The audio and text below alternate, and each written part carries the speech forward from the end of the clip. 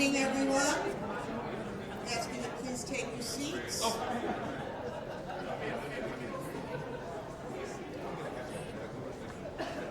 Here tonight for the public hearing for the recommended budget for the fiscal year 2026-2027. I ask that you please stand for the pledge.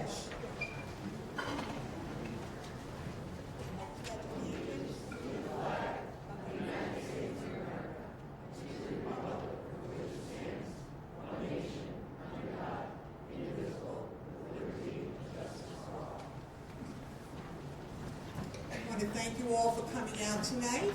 This is my first Board of Finance public hearing, so I hope that you'll bear with me. I'll do my best. I will let you know that we have worked very hard as a Board of Selectmen and a Board of Finance to put the best budget we can forward to the Bethel community. It has been a lot of discussion, a lot of hashing things out, trying to weigh what we can for the taxpayers, as well as all the services and the education we need for our town. So there are no right answers, but we are here to hear you, and we're here to listen, and we're here to do it in a respectful and professional way. And I'll ask when you come to the microphone that you sign the paper with Mary, where you'll put your name and you'll put your address. And we're happy to hear you. If you just have a comment, we'll say thank you very much. If you have a question, I will turn it over to somebody on the panel to answer the question. And we'll do the best we can to make this a smooth, easy evening. So I'll ask you to line up when you're ready, if you'd like to speak on the budget.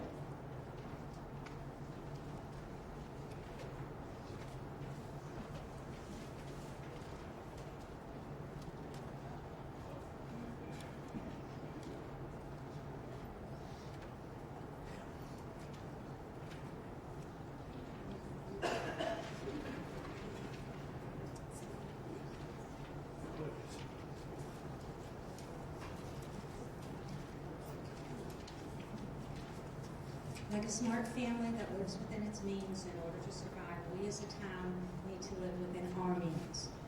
We live in a state that does not care for the working class and has its hands permanently in our pockets. Please do not be like the state government. I cannot afford anymore, and there are many in Bethel who cannot afford anymore. And if in the future you schedule a meeting during the day, many more seniors would come out to tell you that.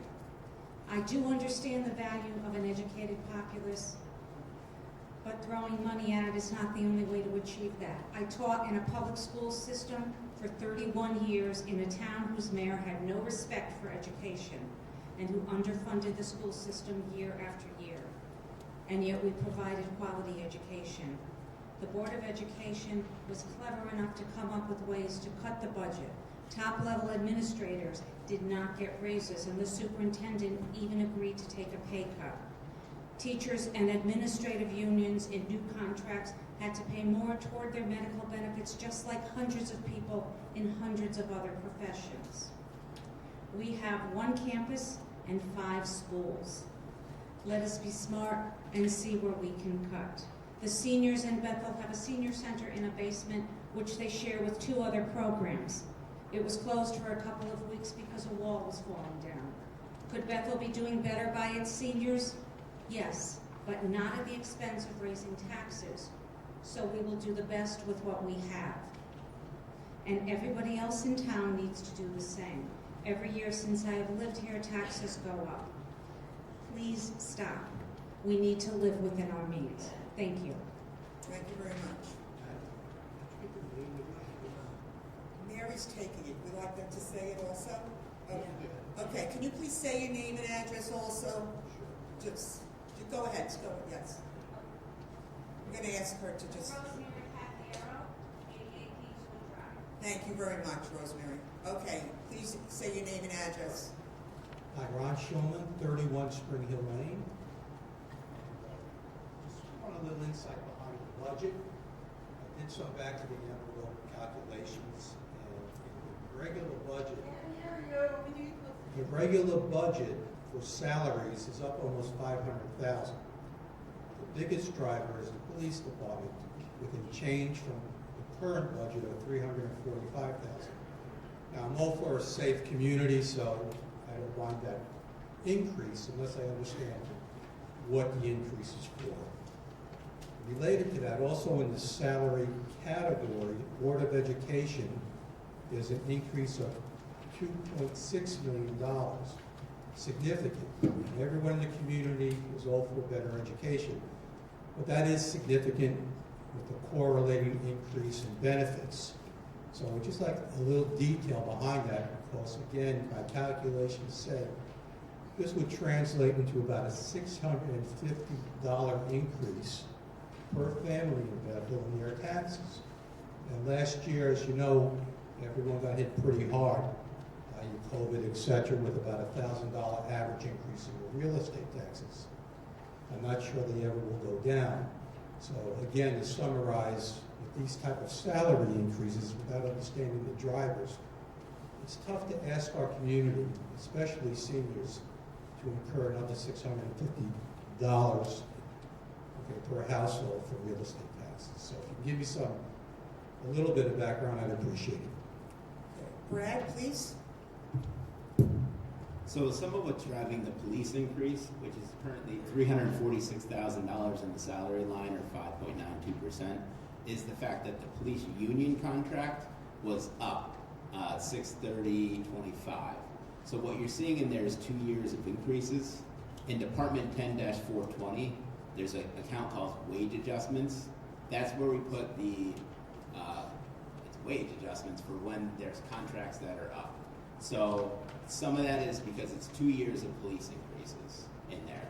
The other piece in that line is that the fact that there's a $65,000 increase in overtime for the police, because they've never budgeted for the amount of overtime that the town causes with tree work and all that stuff. So that's just like highway department to pave our roads overtime for the police department. They've always had to absorb that in their budget. We're trying not to have them aware of that they have no control over. But that's why it is. So it's town extra duty is a $65,000 increase in that police line. So that makes up part of it, plus 2 years of police contracts. The dispatch contract is up this year. So that, the wage increases for them is in the wage adjustment account until that contract is done. So it would be a little bit higher if they weren't up, and it would be a lot lower if it was only 1 year of police increases instead of 2. I hope that answers your question. Just a little more insight on the Board of Education salary line, I'd appreciate it. Okay, Christine, please. Most of the increase that you see in the operating budget is related to contractual salary increases. There was also a shift. We have several students with disabilities over the course of this year that were new to us, who required the assistance of additional para-education support. And you probably already know that that's legally mandated in terms of providing the services for that. So you see a shift in that line also. This year, we had to actually add the positions this year. We were lucky enough that we get something from the state called the excess cost grant, which covered the cost for it this year. And now you see it shifted to where it really should fall in the right line. So that's the big piece in the Board of Ed. Thank you very much. Thank you. Anyone else? Comments? This is your chance.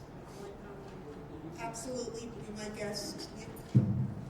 Ron, I appreciate you coming up. I just want to let everybody know that these union contracts are all put to bed before it comes to the Board of Finance. Those decisions have been made by the chair of the Board of Ed and the first selectman. The Board of Finance has nothing to do with negotiating 90% of our budget. The Board of Finance just either approves it or denies it, but once it's a signed contract, we have to pay for it. And if the first selectman or the Board of Ed deny it, they'll just go to the arbitrators, and the arbitrators from Hartford are going to give it to them. So we're just stuck. to pay the bill. I just wanted to add that. Dr. Carver? I just want to add, Mr. Ellis was at our negotiations last year. So the Board of Finance does have a role in it, although it is a silent one, but he is absolutely correct, that a lot of it is settled in arbitration. Okay. May I just add? Yes, please, Scott. To be fair, negotiations, it's a back and forth. It's not just, we want this, and the Board of Ed just says, okay. It happens over a long period of time, and there's proposals and counter proposals, and it's not just a rubber stamp. It's something that's vetted over a period of time, is negotiated in good faith, and by no means is the Board of Ed giving away the store.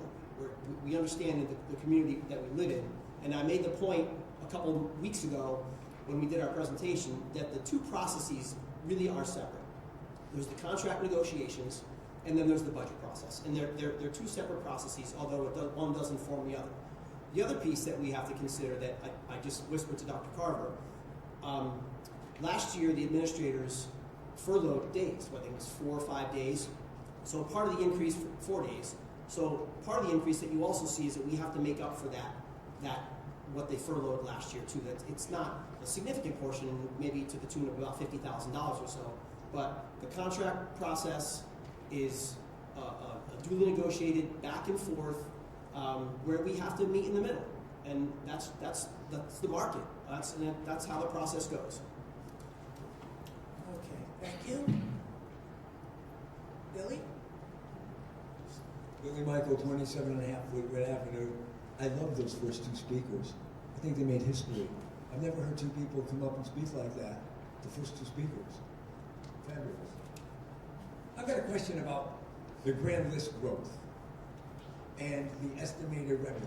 It seems like it's shocking to me. The budget is going to give the town board of, hold on, like, is it 6% more money when you levy your proposed tax hike on the, when you look at revenue, how much, what is the percentage increase of the revenue from this year? Brad? I'm pulling it up. So the grant list growth for this year equates to, at the current mill rate of 30.41, it's an additional $1.143 million.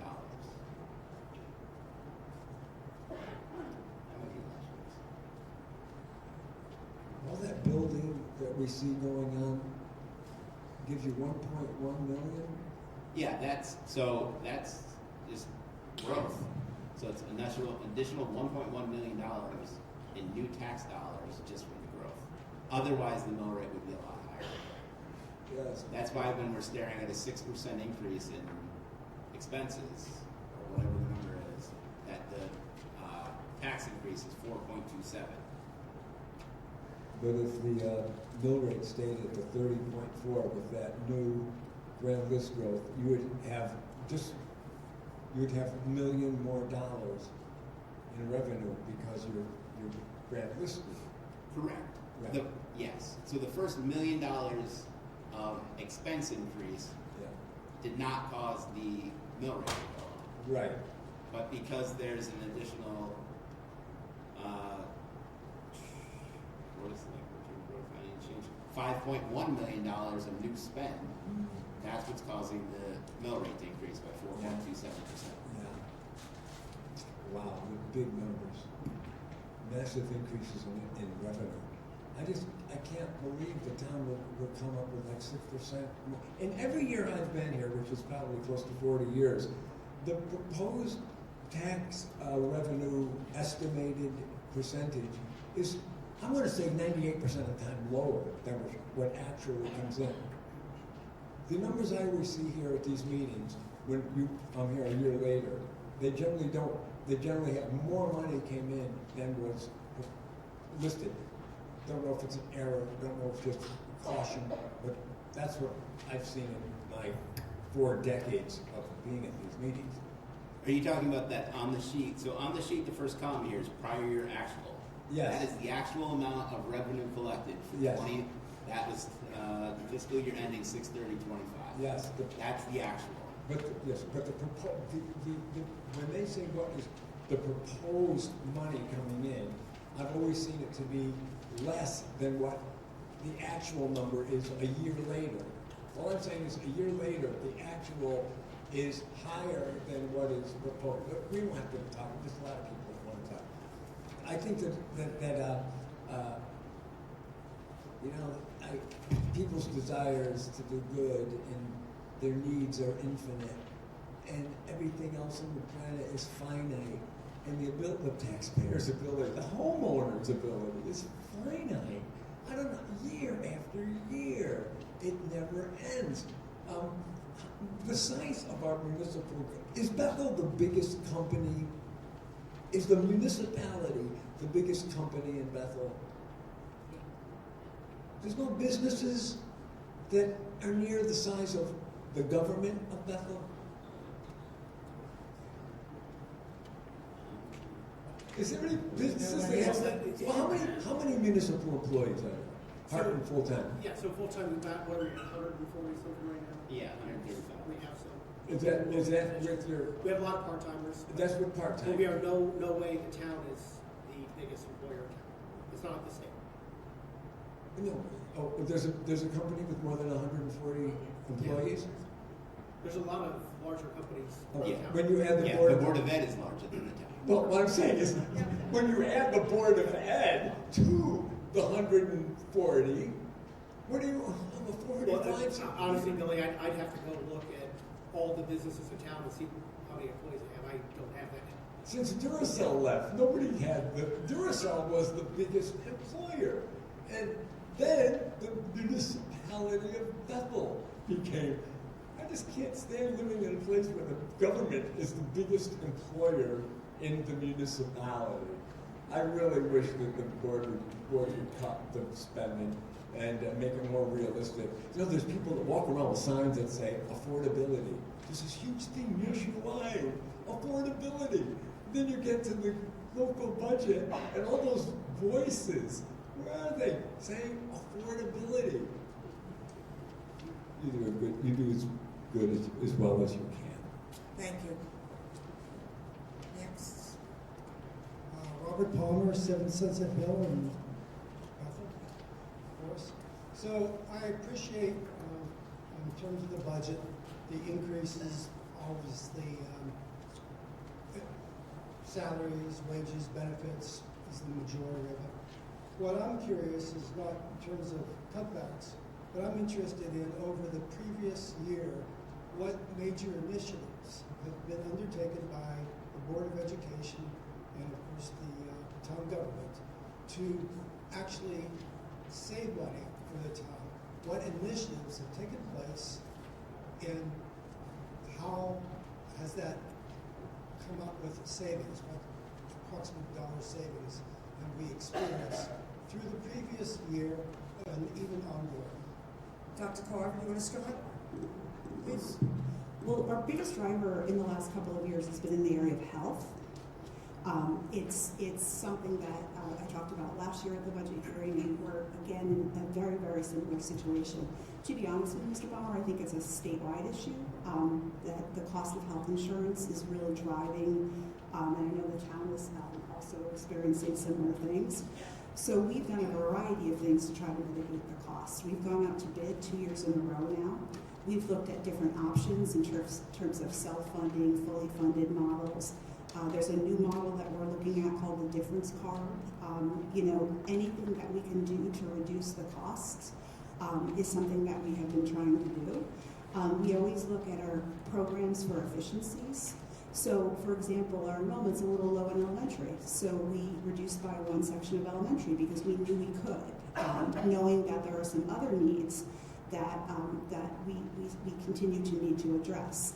In the area of special education, I think that's probably our biggest area where we've actually, it may not seem that way, but reduced costs, because what we've been doing is creating programs in district that reduces the amount of students that we have to put out of district, which are incredibly costly. The 8 paras that I mentioned, if we were to outplace all 8 of those students, it would have probably been about $1.5 million. Just in tuition for 8 kids, in tuition and transportation cost. So we constantly, every year, as part of our cycle, look at how can we create efficiencies, how can we work harder, and to reduce costs, because we're very aware of the impact it has. And, in a lot of it, I feel like is a little bit out of our control, with inflation, health insurance, and just rising costs of our out-of-district placements. But what we can do is we look internally to say, where can we be more efficient? And, we've prided ourselves in that in the past, at least 12 years since I've been here. So if one you hear is the major initiative that you can associate a dollar with is in special education, and that's saved about a little over $1 million. Oh, it definitely has. It definitely has. By providing, it's probably even greater than that, but by providing the support in district, those costs would be much larger if we weren't able to meet those children's needs. We're continue to work on health. One year when we switched from the Connecticut Partnership Plan and we went on a high deductible plan, we did save over $1 million that year. Unfortunately, our claims keep going up, and that's what's driving our current costs. So, at any given year, we are constantly looking for those efficiencies. Great. And Dan? A similar situation, the big budget drivers for us before were electricity and health, no question about it. So what we did is something similar. We went out for a new health plan and made a change where the town and the employees were going to have about a $412,000 increase this past time. It ended up being about $165,000 savings overall. So it went down. And really why that's important is because as we walk into this budget, we're looking at a 17% increase in our health care. So that's huge, 17.9 in fact. But it's not going to be that big because of the savings that we've already had last year. And we're also trying to go a little further. We're looking at some other options, including the difference card. I think long-term maybe self-insurance. And the other thing we do is we make sure that we're being smart about where we buy our utilities, electricity, and gas. We've locked in. We've had pretty good rates there. But the town operates very late. We do more with less a lot of the time. We have great employees. We try to look for savings, here and there, the way we do our business. And we have some new managers, which I think are doing a great job. So we try not to add them. Okay, thank you. Thank you very much. Next. Jennifer Brown, 10 Blackman Avenue. First of all, thank you to everyone up here for all the great work you've done in getting these budgets prepared. I know it is a lot of volunteer hours on everyone's behalf. I'm very proud to be the first person up here to speak in favor of the education budget. I'm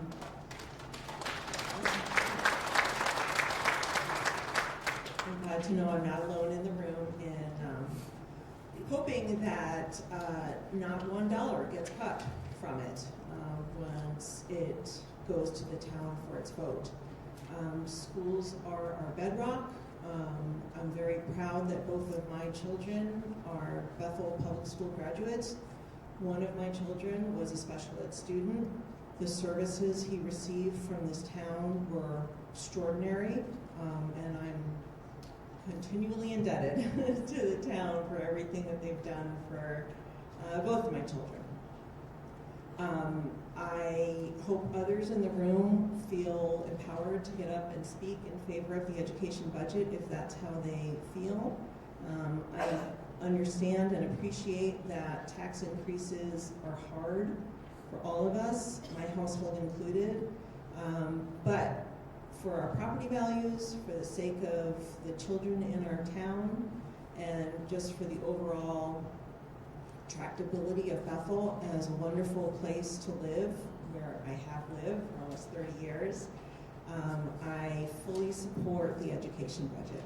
Thank you so much. Thank you for your comment.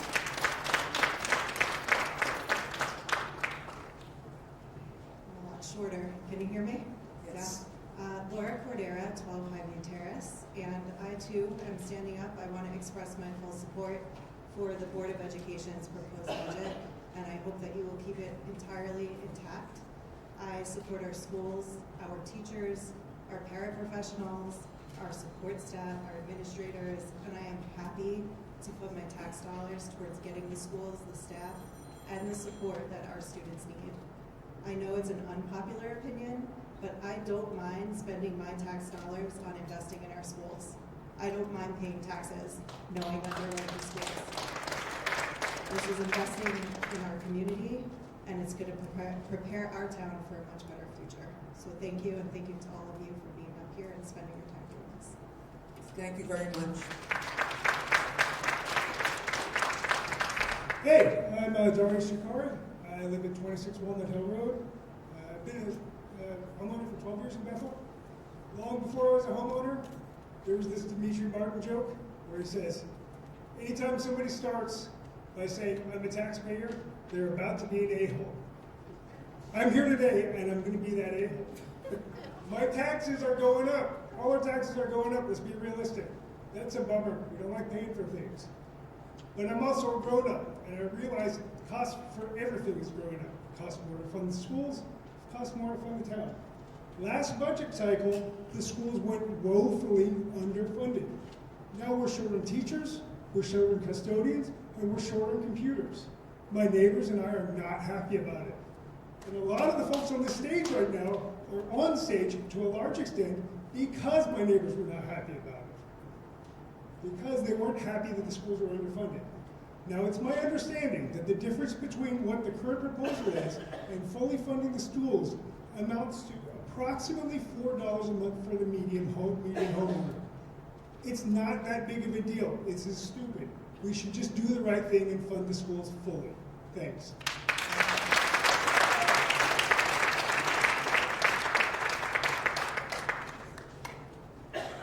Don't be shy. Next. Go ahead, please, Matt.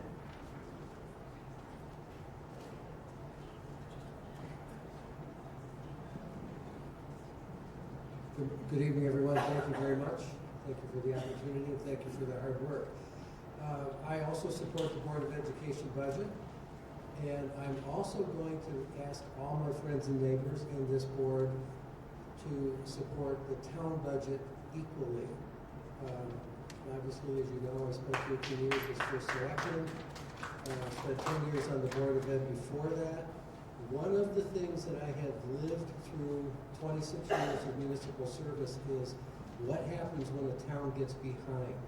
It's very easy to cut, and it's very hard to put it back. So the day that I took office with my colleagues, Rich Straighten and Paul Zakowski in 2009, our roads were years behind. They had fallen woefully behind. We spent, and many of the people on this panel worked through that and did a great job in working to fix those things, but it took years to get them caught up. Same thing when I joined the Board of Education in 1999. I walked into buildings that had moldy carpets, leaking roofs, a curriculum problem. These were the years that the Bethel High School was put on a probation status.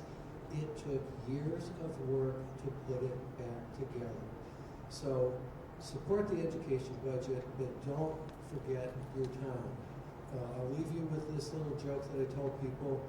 When I was on the Board of Ed, we had 3,200 little ambassadors who bring their homework home.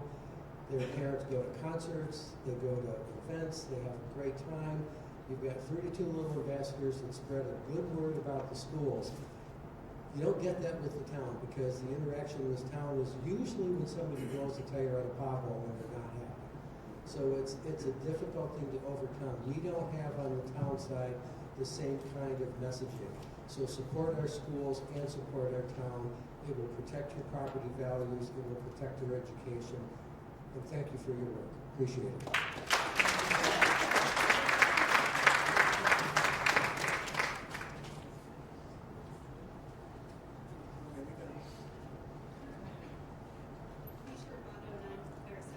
Please get closer to the microphone. Lisa Robato, 7 Pleasant Street, and I just want to be another one in the line to add support for the budget overall, and particularly the school budget. When you look at the line items, the only things that are 7-digit numbers here are teachers and health benefits. They're not things that we have a lot of control over. Both of those have increased more than the cost of inflation.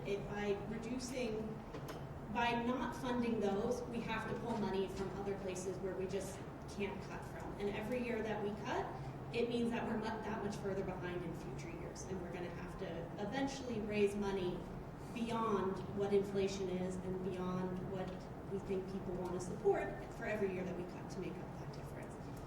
So I fully support the school budget, giving the school everything that they ask for. I would like to spend less money when I go to the grocery store. I would like, grocery items not to go up with inflation. Certain things are just going to go up in cost, and we have to cover those costs. Thank you. Thank you.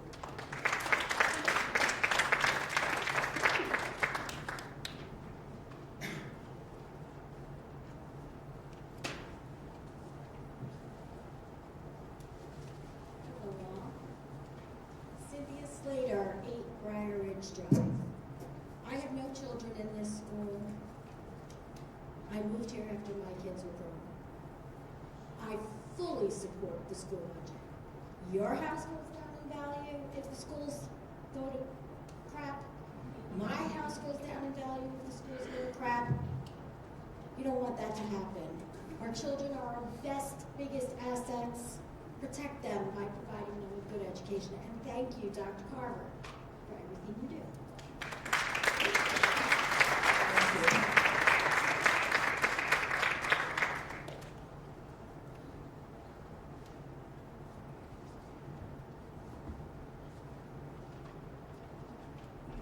Lily Friedland, 12 Green Avenue. I'm a student at Bethel High School, and I think it would be valuable to offer a kind of different perspective that we haven't really heard yet. I'm in full support of the education budget because I value my education, and I think that is worth a lot more that we don't see in this spreadsheet of numbers.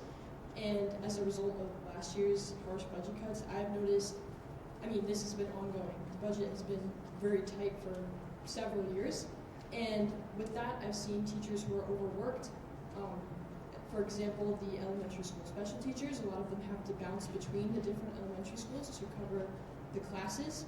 And I've seen programs that I love and that motivate me to come to school and to attend my classes.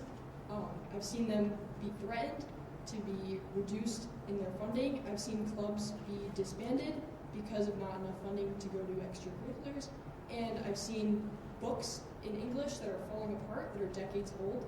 And I just think I want to emphasize the importance of investing in our education right now, because if we, like many others have said, if we fall behind, we'll just have to catch up. And if we don't invest in our schools and keep them as amazing as they are right now, our entire town will suffer as a result. So, thank you.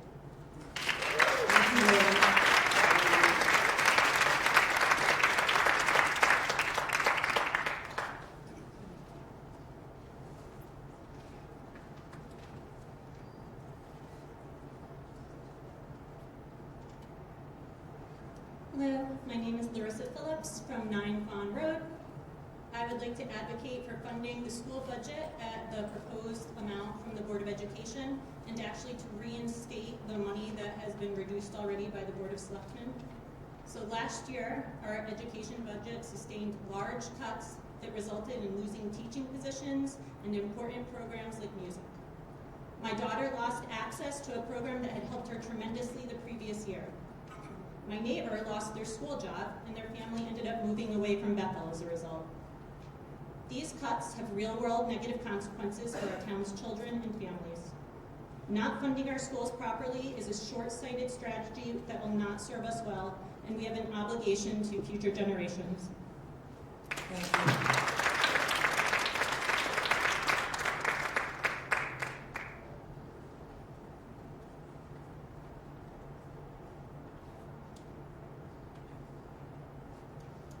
Wait a minute. There we go. Hello, my name is Gabriela Hernandez, and I'm currently serving on the Board of Ed. And I'm here in support of the proposed budget that the Board of Education put forward. I think it's really important to, as other people have said, invest in our children, in our future as a town, the economic viability of the town. Again, people move here, which brings economic activity, in order to have the revenue that we need to continue funding the town, municipal government, as well as the other programs that are here.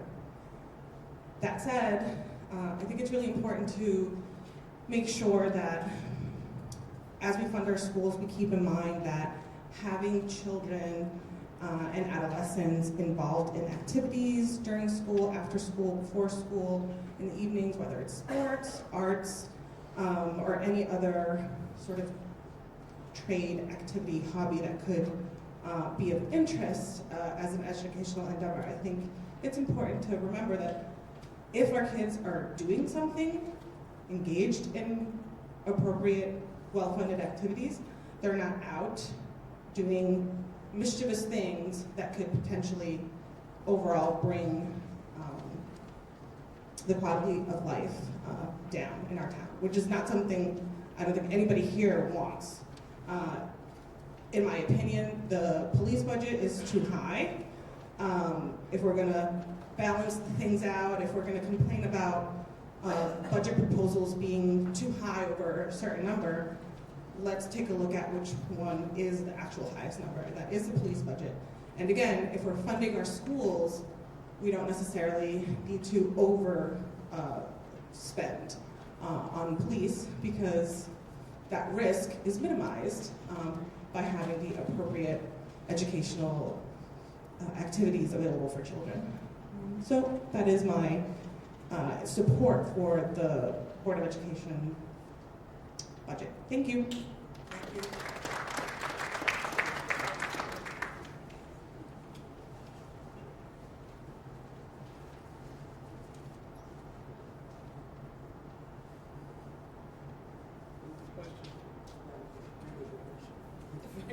You have a question, Billy? Let me ask a question. There was a very passionate man who spoke, very convincing about underfunding. What is an underfunded student cost per year look like? If we are underfunding education, what is the cost per annual cost per child? Jen is looking it up very diligently for me, but I will tell you that when you look at the state average, so don't even look at Fairfield County, you look at the state average for what it costs to educate a student in the state of Connecticut. Hold on, she'll go for me. Just give us 1 minute. It is significantly less. Never mind the fact that we're in Fairfield County. Last year, if you go on a website called EdSite, Billy, sure. there is a, when you look at per pupil expenditures, you've heard me talk about it before. Bethel is now the lowest in the region, other than Danbury, in terms of per pupil funding. And then when you even look at it in what's called our DIR, which is our district reference group, communities across the state that are similar demographically to ours, we're way towards the bottom. So that I think that's what they mean when they talk about that. Are our property taxes lowest in the area compared as our school spending is? Is our equalized mill rate on the bottom? If our educational spending is so low comparatively, our equalized mill rate should be lower than our neighboring towns. Honestly, that's not something I analyze where we're at. I look at where we're. Nobody talks about an equalized mill rate because Bethel's right. But the issue, Billy, is that every town is different by the number of residences versus commercial properties. Like you look at adjusted rent list in one area versus another, and there are a lot of ones that's adjusted. I think some of them will have to go back. I looked at it maybe 3 weeks ago. But I'll get you that information. The equalized mill rate protocol evens it out. That's what I call it, equalized, because you can't compare town to town. Because there's all this different stuff. There's an equalized rent list. I don't know if there's an equalized mill rate. Okay. Bethel is second to Newtown in our area. But the per pupil expenditure, if we want to accept the fact that we are underfunding education in Bethel, what is the per pupil expenditure for the 180 days that they're there? 181. Oh, excellent. They're tackling that. Probably professional. I'm just telling you, Cynthia, would you like to say something? Okay. Yes, I would. Just to explain what the equalized tax rate means, it's a town's ability to pay based on per capita income, and that was where Bethel is very high. So I just wanted to explain that, because Billy's saying equalized Mill rate. mill rate, yes, exactly. The town's Nobody- ability to pay. Okay, thank you, Billy. Appreciate you. I'm waiting for a number.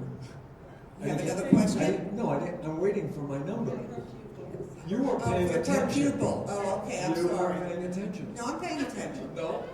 If you told me to sit down and you weren't paying attention. This is your first try. It's my first time. You know what? Being in your first time, you're doing a stellar job. Thank you, Billy. Yeah. I appreciate Yeah, it. you're doing a stellar job. Our per pupil expenditure was 19, as of 24-25, was $19,000, a little over $19,000. I think the states are on 21-22. She's Oh. looking it up. So it's $19,000 average per pupil for the 180-day school year, and we talk about this being underfunded. We're underfunded. If you accept we're underfunded, do you need $22,000 per 180-day year to be funded? And okay, I'll leave it alone. $19,000 per student. I think the generosity of the taxpayer is so underestimated. And the power of the unions that drive the spending, that's where the cost is. Thank you, Billy. Okay, Michelle, you're next. Hi, Michelle Westlake, 80 Midway Drive. I am a teacher here at the high school. I've been a teacher here for 24 years. And I raised my two daughters in this town. And I think that we have underfunded education. Do some math. And, We can't hear you. oh, sorry.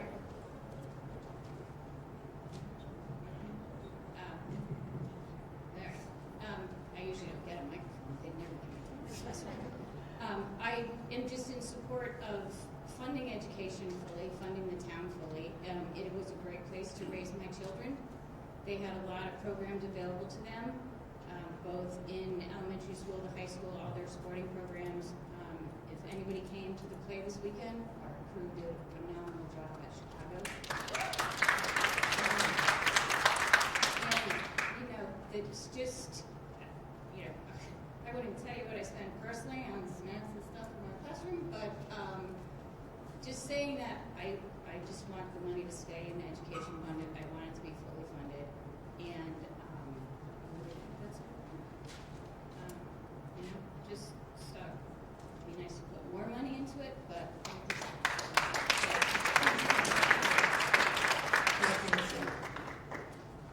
Anyone else?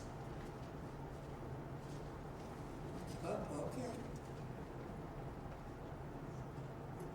Hi, good evening. Christy Bell Garcia, 27 Vale Road.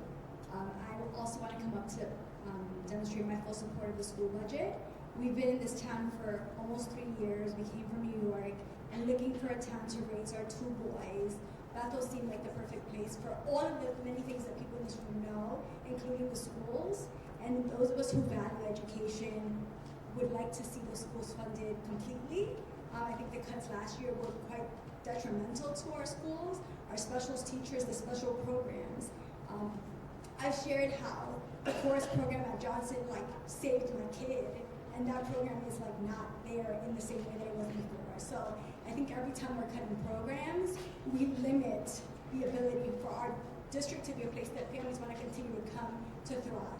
So I really encourage you to please fully fund our schools. We have so many great things that we're offering, but we can't do it if we keep cutting.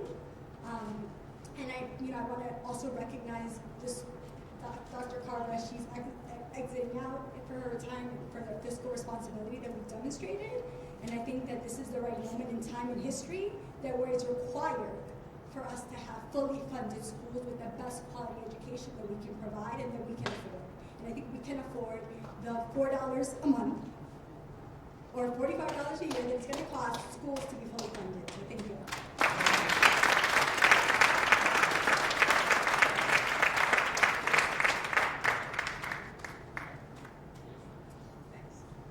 Hi everybody, I'm Kirsha Ziley, 36 Maple Avenue Extension.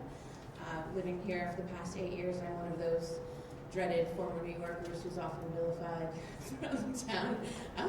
But I have 2 kids in the school system. Well, one's currently going to middle school, and I've got a 5-year-old starting kindergarten, if you guys can believe it. I can't. So this is really personal to me. I just want to stress that up until very recently, I've worked as an admissions counselor for a college out of state. Traveled all over Connecticut, all over New York, all over Massachusetts. And trust me when I tell you, I have seen and been to the towns that don't support their schools. And you do not want to become one of those towns.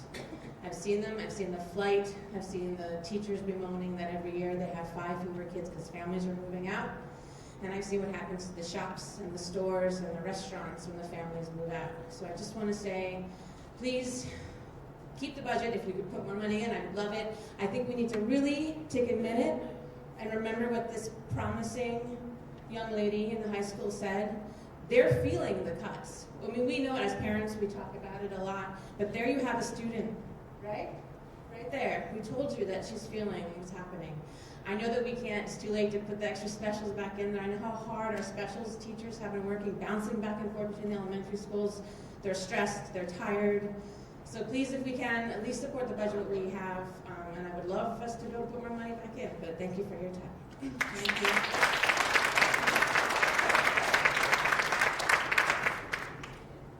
Bill Oates, 31 Old Hollyville Road. Dr. Carver, everyone's talking about cuts that happened last year. Please tell me what got cut last year. There were 15 and a half positions that were cut.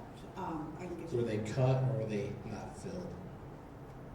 Are you asking me? No, the positions were lost. Are you asking me, did people lose their jobs? Yes. No, we were able to find jobs for all the people. Thank you. What classes? Not here. Other places. What classes got cut? There were 4 elementary specialist teachers, as you've already heard. Can you pull up the list?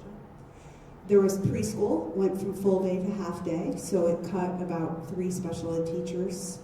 There was a high school special ed teacher that was eliminated. She's getting me the list. A custodian, a part-time IT person, a science teacher at Bethel High School. All of those, and I said preschool. Preschool positions were cut too. Okay, and they're all coming back? No. That's all No. full-time employees. So who? No. So what are the 2 teacher full-time employees?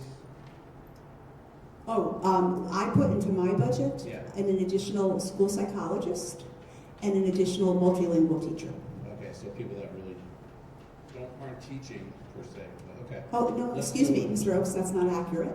A multilingual teacher teaches students every day, and a school psychologist provides critical support for our students. What about these tutors? The tutors are just a transfer from, that were paid out of a grant and put into the board. Lunch They- monitors to Correct. Those are security monitors. That was an additional. security monitors? Correct. For Bethel High School. But they want to cut police.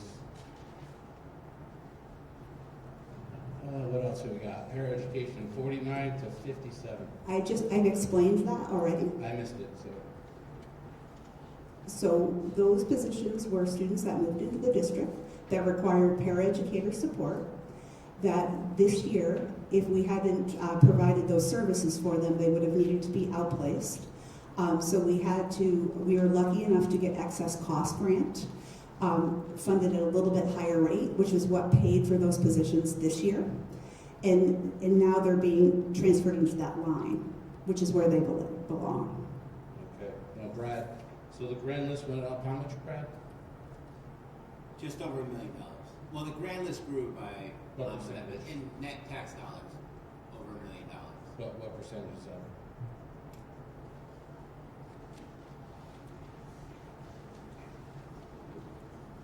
Want to add something, Dr. No, Carver? I just said I haven't answered Mr. Miles' question. But Mr. Oaks is not.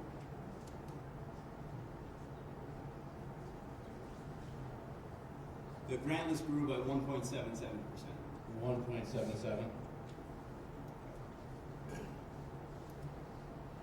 All right, well, I mean, listen, I always speak against these budgets. They're always too high. The town thinks it has an Amex Black Card, and it's the taxpayer. we need to learn to live within our means. And I've asked that of everybody every single time. So, and I know I'm in the minority, and that's just the way it goes, but nobody here can live in a household and keep spending 2%, 3%, 4% over the money that they bring in per se capital. But they just think we can do this every single year here at the town and expect it to be okay. It's going to catch up. Thank you for your input. Please, James. The person who spoke before. You gotta get closer. The person who spoke before Bill, it's not too late. They can't hear you.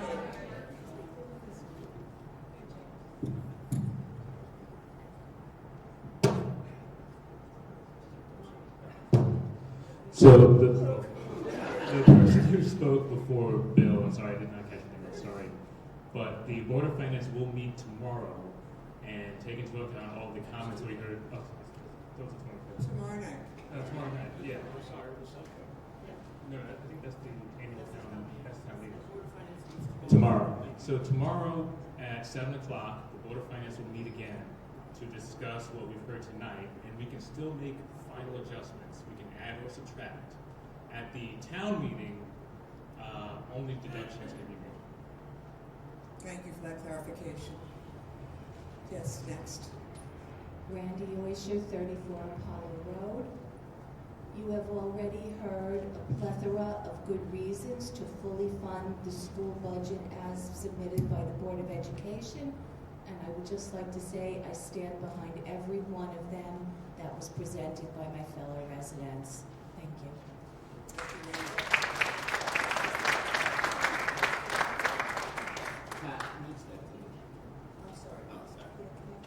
Billy, I finally have the answer to your question. So the state average is $22,721 per student. Bethel's is $1993. The difference is $3,628 per student. So if you looked at our total students, that's a little over $11 million. Thank you. Just want to add one more thing. Go ahead. So one of the things we talk about is the extra like $45 on the median house to go up. I just want to make sure everybody's aware of that. The proposed mill rate without adding that school, that amount that was cut to that median house is already a $378 increase. So I know it sounds like we're talking about like $4 a month, but it's that tax increase for that median home is already up almost $380. And I just want I don't want that to be lost in the sauce and when we're talking about $4 a month. So I just wanted to clarify that for people.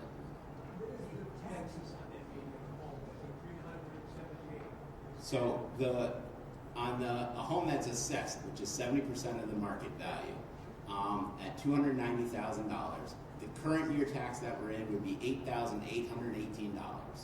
The proposed as-is budget would increase that tax bill to $9,196.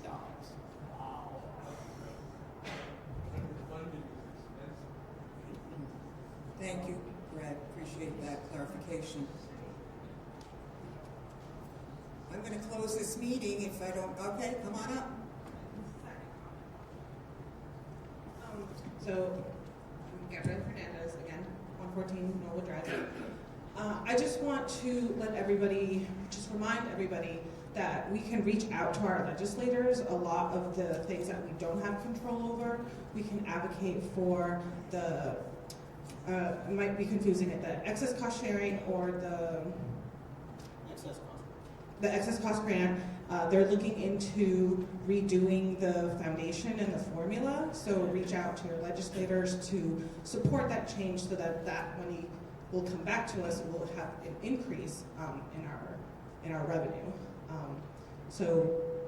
Just wanted to remind everybody that we can advocate for single payer, we can advocate for a much more equitable distribution of our taxes, a progressive tax, increasing our taxes to the billionaires in town, in the state.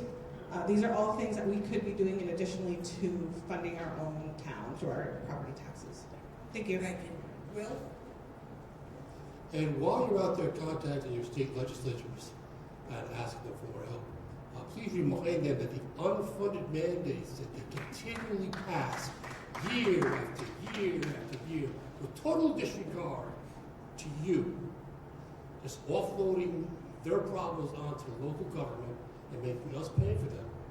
Please explain to your state legislature. We have 4 in Bethel, and let them know this, to knock it off. This is crazy.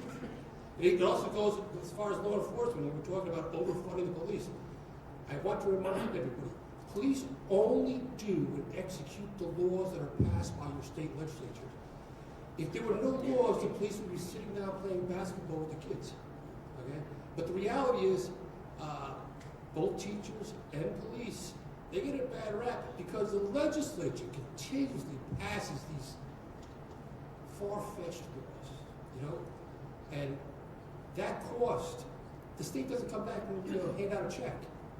They say, we're passing this law, we're going to make the towns pay for you. So when you call your state legislatures, there's 2 senators, 2 state reps, let them know. Enough of these unfunded mandates. If they're going to pass a law, make the state pay for it. Thank you.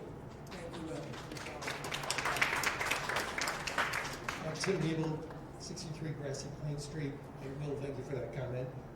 And we keep hearing people saying the budget's being cut. And I just want to kind of review that for the current year, last year when we were at this time, the Board of Ed budget was increased by $3,626,000. Now what we're looking at today with the current proposed budget is an increase of $3,715,000. And again, that's on top of last year's increase of $3.6 million. So we're not, yes, it's $7 million altogether. It's not, so we're looking at a 6.4% increase. Nothing is being cut. And as we all know, the Board of Ed took a proposed budget that Dr. Carver gave us.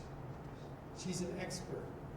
And rather than taking the expert's proposed budget, they added another $232,000 onto it. And I get the strategy.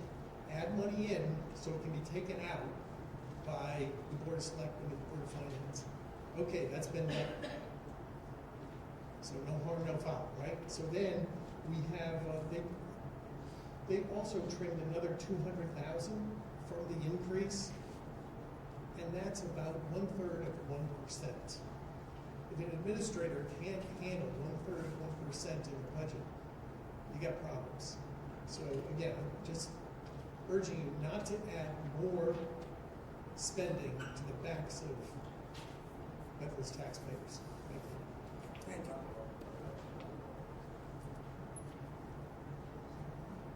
Okay, come on up.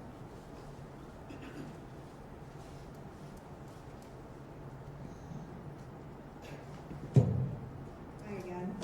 Laura Cordera, 12 Highview Terrace. I spoke about the Board of Education budget, but I also wanted to be clear. Everyone's very upset and concerned about taxes, as they should be. But I do want to remind everybody that our taxes for the town and everything that the town is funding make sure that we have no potholes in the street.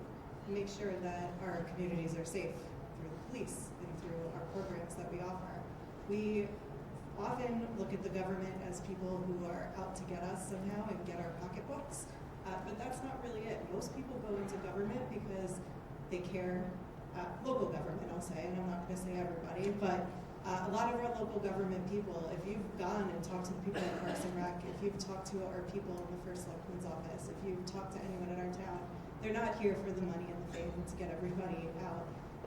And so I just wanted to also show my support for the town's budget, our library services, our wonderful crews that are out there keeping our roads safe, and our taxes do go to something. It's not just salaries. And so I wanted to make that point as well. Thank you. Thank you. Bill Oakes, can you please tell me the 19th administrator salaries and tell me it's not for the money? Please tell me. What are the 19th salaries? School administrators.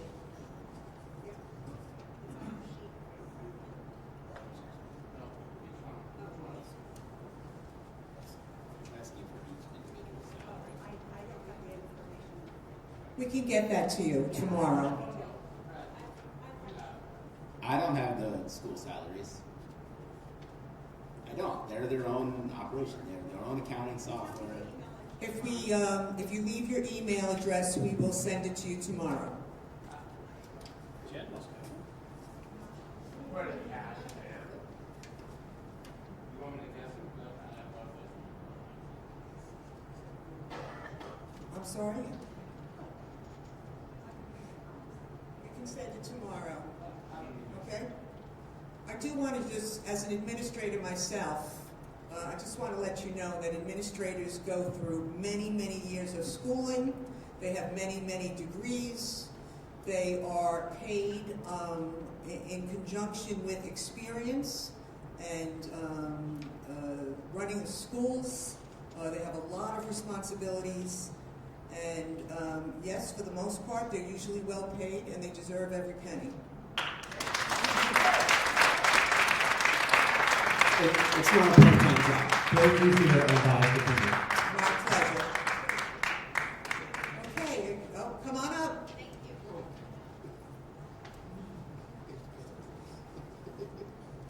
Hi, Linda Salati, 15 Eagle Rock Hill. All of the people in town deserve the money that they earn, especially the people working directly with the children. That I think about the amount of teacher shortages all over our state and our country, and I think about Bethel and how we don't seem to have that same problem because of the education we have in this town. And you see some of the cities in our state that have like huge shortages. They might be missing 200 teachers in the year and they have to deal with it. We have people stay in the town teaching because we care about our education, we care about our town, and that says a lot. If you could see what happens in the schools and see, like, I respectfully disagree that about getting rid of the custodian that we're not restoring. We have huge buildings that need to be clean and need to be safe for the adults and children alike. And when we say we don't need the school psychologist, we absolutely do. We need the MLL teacher. We have a shifting population, and we need to give access to all of the students in our district. Those are people who teach every single day the same as teachers. They assist the teachers in helping them access the curriculum like every other student in the school. I obviously support the budgets. I pay towards the taxes, excuse me. I pay towards the taxes, and I agree that everything is going up. If I'm going to put my hard-earned money towards food, I equally am going to put it towards my town and towards the kids in our town. So I really feel strongly, obviously, about us supporting our town and making sure that we continue to have a strong education for our students. When we go to other places for conferences, we can see how people respect Bethel's education. And we see how we are in the forefront of education in our state. We don't want that to change for our children. They deserve the best that we can give them in our town and in our schools. Thank you.